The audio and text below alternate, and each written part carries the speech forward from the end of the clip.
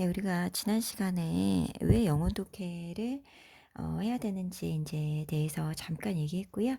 오늘은 본격적으로 왜 입으로 독해 지문을 읽어야 하는지에 대해서 이야기해 보도록 할게요. 자, 내가 가르친 학생들 중 가히 급진적으로 성적이 향상된 학생들은 이렇게 입으로 읽는 훈련을 꼬박꼬박 지킨 학생들이었다. 자, 나와 내 제자들에게 엄청난 점수 향상을 가져온 그 음독은 소리와 영혼의 일치라는 것을 반드시 알아야 한다.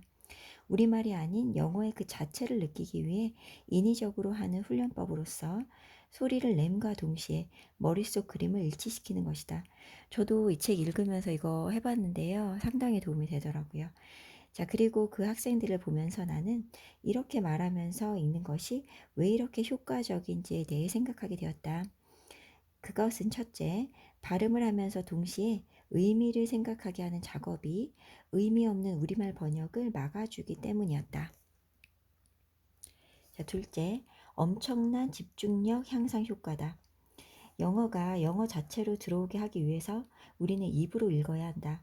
입만 떠들지 않고 입의 소리에 정신을 맞추기 위해 우리는 모든 정신을 통일하게 된다. 자, 우리는 그동안 영어를 읽을 때 헛짓을 너무 많이 해왔다. 속으로는 딴 생각하면서 눈을 굴리며 읽는 척을 하고 있고 독해가 아니라 문자 해독을 하고 있었던 것이다. 이것을 완전히 바꿔주는 것이 입으로 읽기다. 물론 당연히 수능을 볼 때 시험장에서 영어를 입으로 소리내 읽을 순 없다. 하지만 영어가 모국어가 아닌 우리들은 영어 자체로 의미를 떠올릴 수 있을 때까지 인위적인 훈련이 필요하다. 자, 그리고 이제 선천적으로 1등급이 아니라면 아예 영어를 바라보는 방향을 틀어 인위적으로 훈련을 해주어야 그 다음 세계가 열린다. 그 열쇠가 바로 입으로 읽는 것이다.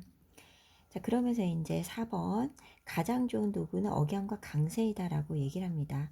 자, 영어 독해할 때 중요한 게 억양과 강세란 얘기죠. 자, 내가 정말 강조해주고 싶은 이야기는 이 억양에 대한 부분이다. 자, 다들 알다시피 우리나라 사람들이 영어를 읽는 방식은 매우 단조롭다. 그리고 영어 독해라는 것이 억양만으로 정말로 많은 것이 해결된다라는 것을 깨달았다. 나는 영어를 읽을 때 마치 내가 글쓴이가 된 것처럼 의미를 전달하는 연기를 시작했고 영어와 영어 사이의 쉼표마저 간절함이 전해지도록 읽었다. 기계같이 단조로운 읽기에서 벗어나 진심을 담아 억양까지 살려 읽기 시작하자 그때부터 영어가 훨씬 더 쉽게 내면화되기 시작했다.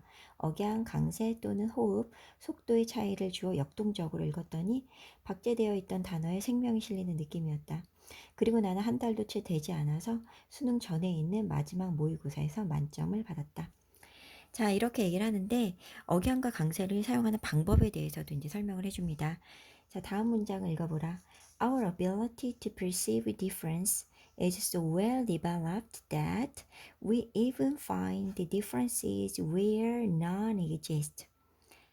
자, 차이점을 인식하는 우리의 능력은 너무도 잘 발달돼 있어서 우리는 심지어 차이가 존재하지 않는 부분에서도 차이점을 찾아낸다. 라는 내용의 문장입니다. 근데 이제 억양을 실어서 의미가 심장에 박히게 읽어보는 게 중요하다는 얘기입니다. 한 호흡으로 받아들일 수 있을 만큼 가져와서 억양을 실어 읽어보자. 문장에서 중요한 의미를 갖는 단어 부분을 강하고 천천히 강조해서 읽고 문장의 큰 뜻을 형성하는 데 별로 의미가 없는 그저 이음새가 되는 부분은 빠르게 흘러가듯이 읽는다.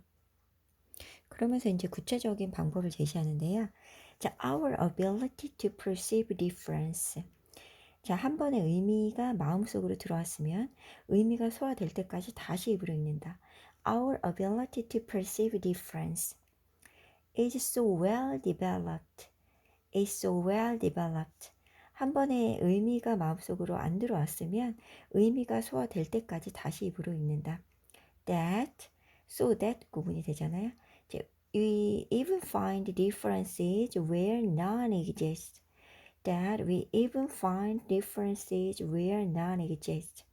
한 번의 의미가 마음속으로 안 들어왔으면 의미가 소화될 때까지 다시 입으로 읽는다.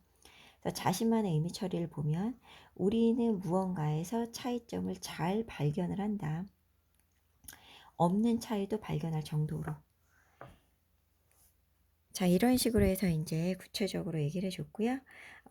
이 저자는 이렇게 얘기해요. "장담하건대 오늘 하면 내일 달라진 것을 느낄 것이다. 하루하루가 달라진다. 두 달 후에는 다른 사람이 되어 있을 것이다." 이렇게 얘기를 합니다.